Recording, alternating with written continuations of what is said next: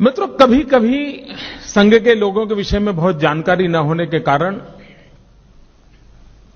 उनकी जीवन की जो ऊंचाइयां हैं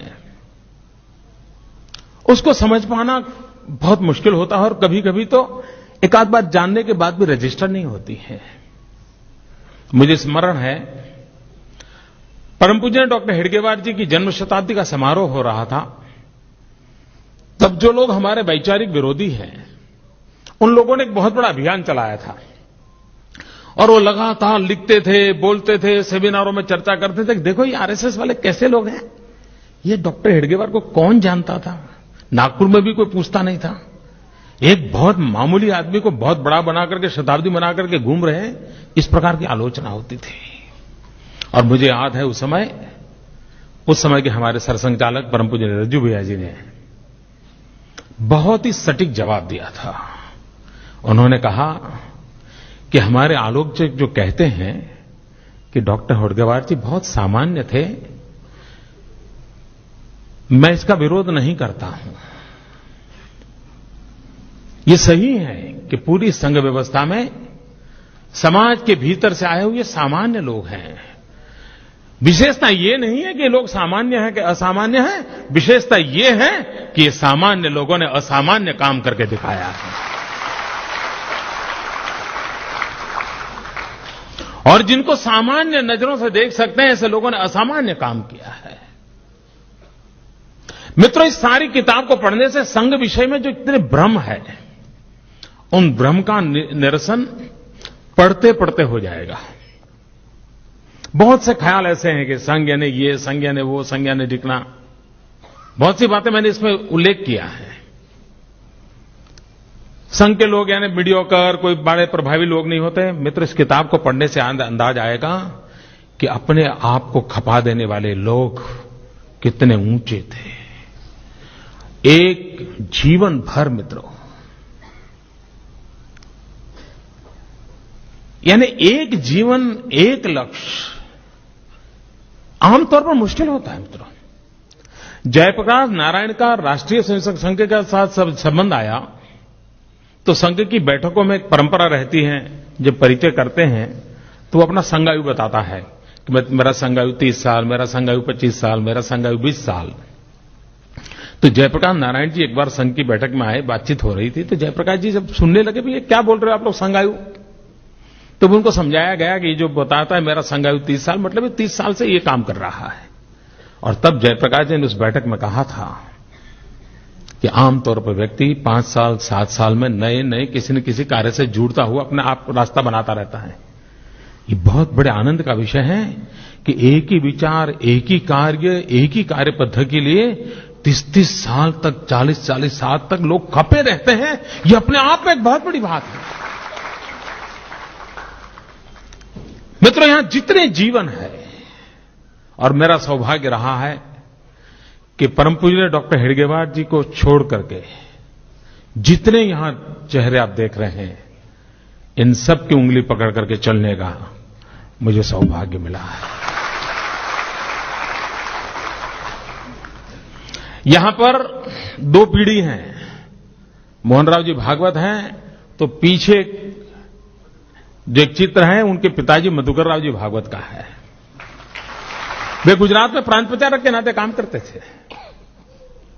और मैं तो कभी दावा करता हूं कि जितना प्रेम मोहनराव जी को मधुकर जी ने दिया है, उतना ही प्रेम मुझे प्राप्त हुआ है।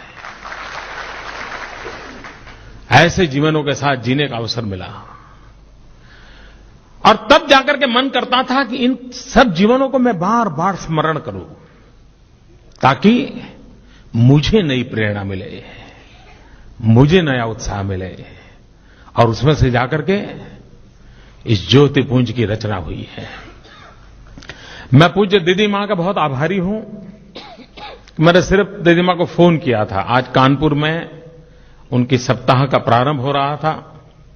मैंने आग्रह किया, वो कष्ट उठा करके वो आई, और मेरा दीदी मां से परिचय बहुत पुराना है, बहुत पुराना। उनके गुरुजी के साथ मेरा संबंध आया, और तब बहुत पहली बार दीदी मां हमारी आई थी बापूनगर के चकोड़िया महादेव के अंदर, और एक छोटा सा कार्यक्रम उनका चल रहा था, 35 साल हो गए होंगे, 30-35 साल हो गए होंगे। तब से मेरा नाता रहा है। दीदी माँ ने मुझे स्नेह दिया है। और मित्रों, मैं आपसे भी अनुरोध करता हूं, कभी वृंदावन जाने का अवसर मिले तो दीदी माँ ने जो वात्सल्य धाम बनाया है, आप जरूर उसको देखिए दोस्तों, जरूर। यानी कि मां की संवेदना को सार्वजनिक रूप में किस प्रकार से मोड़ा जा सकता है और किस प्रकार से सामाजिक चेतना का उत्थान काम किया जा सकता है, वो दीदी मां ने करके दिखाया है। इतनी व्यस्तताओं के बाद भी दीदी मां आई आशीर्वाद देने के लिए। मैं आदरणीय भागवत जी का बहुत आभारी हूं। एक स्वयंसेवक के नाते हम लोगों के जीवन में ये बड़े गौरव की बात होती है कि जब हमारे कोई अधिकारी, हमारे संघ व्यवस्था के जो मुखिया हमें आशीर्वाद देते हैं तो यूं ही हमारा सीना फूल जाता है, यूं ही मन करता है। तो ये मेरे लिए सौभाग्य की बात है। और मैं इसलिए भी इस किताब के अंदर उसकी प्रस्तावना लिखने का कष्ट उठाया है। परम पूज्य सत्यमित्रानंद गिरि जी महाराज ने शंकराचार्य के पद को छोड़ करके समाज सेवा के लिए अपने आप को खपा देने वाले परम पूज्य स्वामी सत्यमित्रानंद गिरि जी, जिनके साथ भी मेरा बहुत ही गहरा अंतरंग संबंध जिसको कहें वो रहा है। मेरे जीवन में कई वर्षों से जिन संतों महंतों ने मुझे शक्ति दी, उसमें एक परम पूज्य सत्यमित्रानंद गिरि जी महाराज हैं। उन्होंने इस किताब की प्रस्तावना लिखी है। मैं आज उनको भी नमन करता हूं। उनका मौन व्रत चल रहा है,